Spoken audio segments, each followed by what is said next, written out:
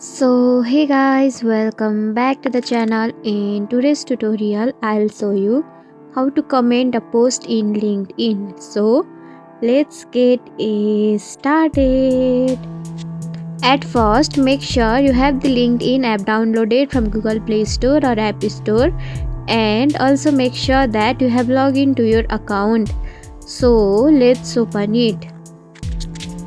Now this is the homepage of your LinkedIn account, and to comment a post you have to scroll down and find a post like this. Now you will see the option of comment on the bottom of your screen, so tap on it.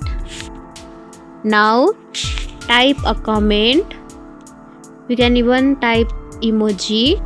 Then you can click on comment icon, which is available on the bottom corner of right side, so tap on it.